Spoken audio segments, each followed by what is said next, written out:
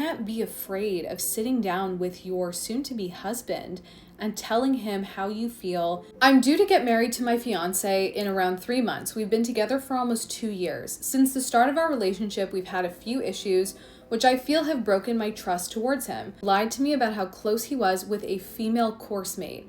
I ended up finding out like a year later that a weekend trip he had taken with a guy friend after our second date was actually with her. They shared the same hotel room but separate beds. He showed me the booking. As this was so early on, I wasn't upset about the actual incident, but more on the fact that he lied and made me question my instincts when I questioned him about this woman. Following on from this, we had some issues where I feel he was staring at women when we were out, not oogling or anything crazy, but to the point of me noticing and feeling uncomfortable. He hasn't had any female friends throughout his life, and I met him at a point where I think he was wanting to build platonic friendships with women, but whenever we were out to interact with women, I always felt he was way more comfortable engaging around them than he is with men. Making lots of eye contact, being more jokey or silly with him than he is with men. I know this doesn't necessarily mean anything, but with the above things that happened, it created an environment where I feel like he's excited to be around women and almost flirty with them. I don't know if it's just in my head, but it's gotten to the point that whenever we go out, for example, last week, we went out with one of his female colleagues. I just get in my head and I'm uncomfortable and overly scrutinize the situation. He's amazing with me in other ways, but these issues have planted a seed in my head.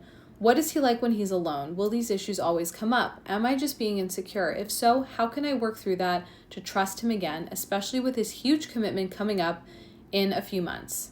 You're absolutely right. This is a huge commitment. And given the size of the commitment, I think the size of the conversation that needs to be had around this topic needs to be sizable. It needs to be a substantial conversation where you both sit down together and you express to him exactly how you are feeling. I am a proponent of the fact that radical honesty is always going to get you where you want to be in your life, whether it's in your relationship, whether it's in your job.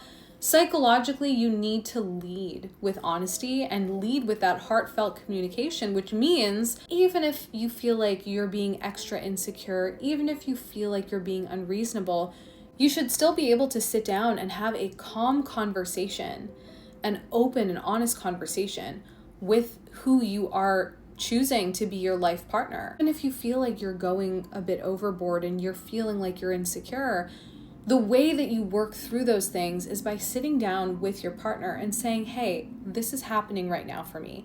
This is how I'm feeling. I need a little reassurance from you because these are my doubts right now. We're about to go into this huge situation. We're about to get married. It's a huge milestone for both of us. And I want to go into that with my eyes open.